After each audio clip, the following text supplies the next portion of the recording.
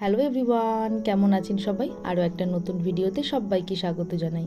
তো যেমন বলছিলাম, আমরা ছিলাম মেঘালয়া সিরিজের আজকের লাস্ট ডে, অর্থাৎ গার্ডেন অফ কেভে। এই যে গার্ডেন অফ কেভ না, এটা মেঘালয়ের চেরাপুঞ্জির কাছে যে লাইট মাউসিয়াং গ্রামে অবস্থিত। আর এই গার্ডেন অফ কেভস বা স্থানীয়ভাবে যাকে ব্রি কি সিংরাং, একটি প্রাকৃতিক বিস্ময়। এটি চুনাপাথরের একটি গুহা, মানে একটি বলবো না, বিশাল বড় এরিয়া জুড়ে কিছু গুহা, যা ঘন জঙ্গল এবং সুন্দর জলপ্রপাতের সংমিশ্রণে তৈরি একটি মনোমুগ্ধকর স্থান। এটি সাধারণত ওই খাসি জনজাতির লোককথা অনুযায়ী এটি প্রাচীন দেবদেবীর আগে প্রত্যেকটা স্টেপই খুব সাবধানে ফেলতে হচ্ছে। প্রথমত যখন তখন বৃষ্টি আসছে, আর দ্বিতীয়ত আগে থেকেই শ্যাওলা হয়েছিল, ফলে সেইটার একটা স্লিপ। এখানে প্রচুর ওই আমাদের ওইখানকার ভাষায় যে দোপাটি ফুল বলে, প্রচুর হয়ে আছে চারিদিকে। এই যে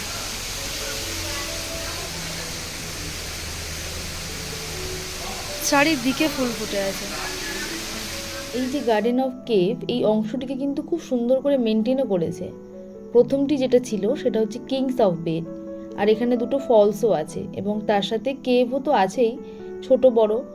আর এখানকার যেটা আরেকটা প্রধান বৈশিষ্ট্য হলো, সেটা হলো প্রত্যেকটা স্পটের সামনে একটা করে বোর্ডে তার বৈশিষ্ট্য এবং তার সম্পর্কিত কিছু তথ্য সেখানে লেখা আছে, যেটা সবার খুব উপকার হবে। কি পোকার আওয়াজ হচ্ছে এই যে।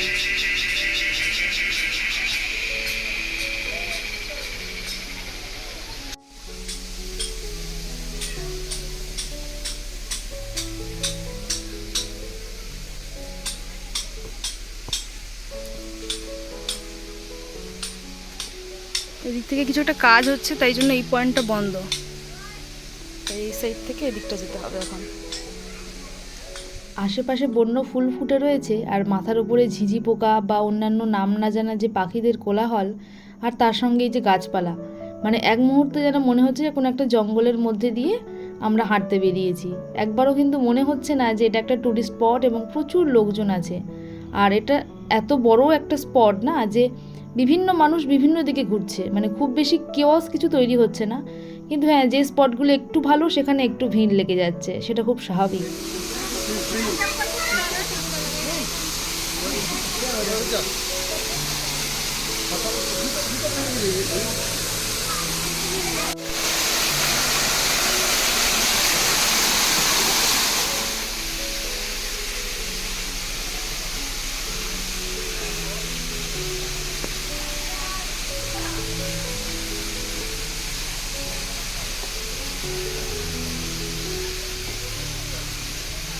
এটা পুরো ভিতরে, আর টুপ টুপ করে জল পড়ছে এই যে।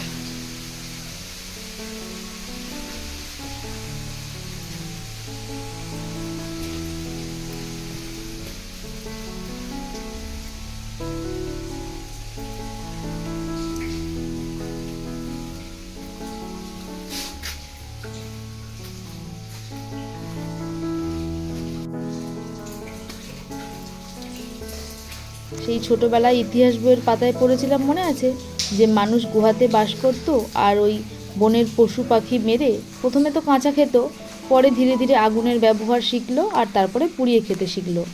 আমার এখন মনে হচ্ছে না আমি পুরো সেই গুহাতেই চলে এসেছি, মানে এখান থেকে বেরিয়ে গিয়েই একটু পশু পাখি মেরে কাঁচা খেয়ে নেবো অথবা পুড়িয়ে খেয়ে নেবো।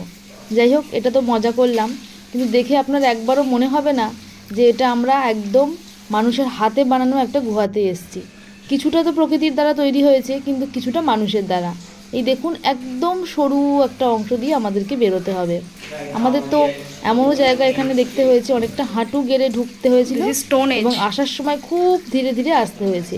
একটুখানি পা এদিক থেকে এদিক হলেই কিন্তু স্লিপ খেয়ে যাচ্ছে। ওই দেখুন, জল পড়ে যাচ্ছে, মানে একপাশে ওই যে জলের নালা চলে যাচ্ছে, আমরা এই সাইড দিয়ে। তবে যারা একটু বয়স্ক মানুষ আছেন তাদের জন্য এই স্পটটা একটু রিস্কি হয়ে যাবে। আবার এইখান থেকে না কিছুক্ষণ বেরিয়ে দেখবেন সূর্যের মুখটা, মানে কি ভালো লাগবে, যেন মনে হয় কতকাল সূর্য দেখিনি, কতকাল বাইরের আকাশটাকে দেখিনি। এখান থেকে কিন্তু আকাশ আপনি একটু অনুভব করতে পারবেন না। Also be destroy.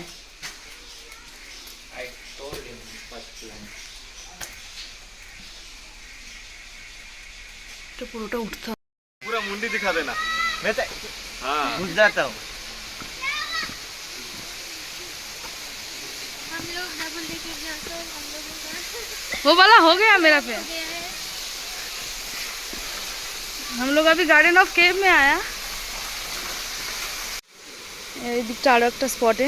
প্রায় 10 মিনিট মতো না আমরা ওইখানে নিচে ছিলাম। যখন বাইরে বেরিয়ে এসেছি যেন মনে হলো যে ধরে প্রাণ এসছে। একটু আকাশ দেখে, একটু বাইরের সূর্যকে দেখে, একটু প্রকৃতি দেখে। ভিতরে তো কিচ্ছু দেখা যাচ্ছে না, পুরো অন্ধকার। তাহলেই ভাবুন আগেকার দিনের মানুষগুলো কেমন করে থাকতো। এটা আবার ওপর থেকে ওয়াটারফলটা পড়ছে নিচে।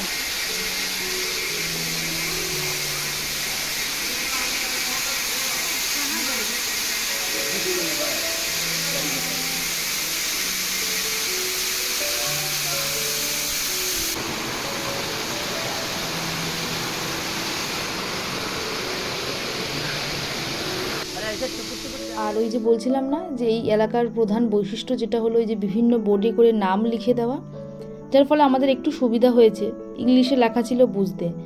আর আরও একটা যেটা বৈশিষ্ট্য হলো সেটা হলো এই যে ছোট বড় গুহাগুলো, যার মধ্যে কা সিনড্রাং সিএম অন্যতম। আর এখানকার যে ঝর্ণাগুলো দেখছেন বর্ষাকালে কিন্তু আরও সুন্দর হয়ে ওঠে। গুহার ভেতরের যে আঁকাবাঁকা পথ, হাঁটু গেড়ে বসা এবং চুনাপাথরের যে প্রাকৃতিক গঠন দেখা যায়, সত্যি কথা এটা কিন্তু একটা রোমাঞ্চকরের অভিজ্ঞতা থেকেও কম কিছু নয়। আর গুহার ভেতর থেকে যে ক্রমাগত জল পড়ার দৃশ্য, সেটাও কিন্তু বেশ ভালোই লাগছিল।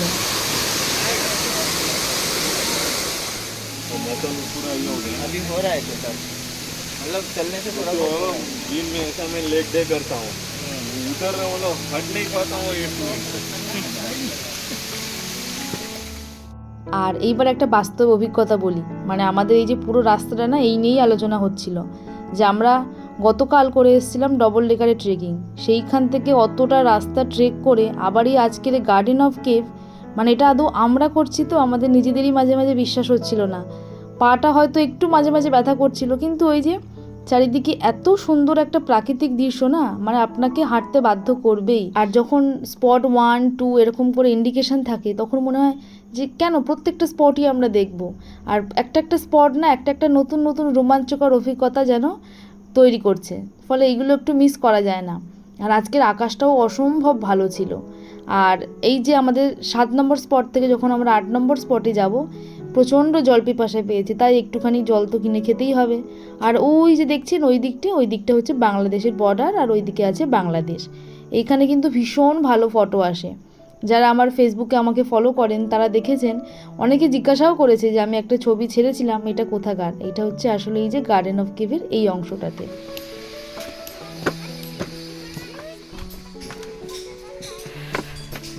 কি হয়েছে?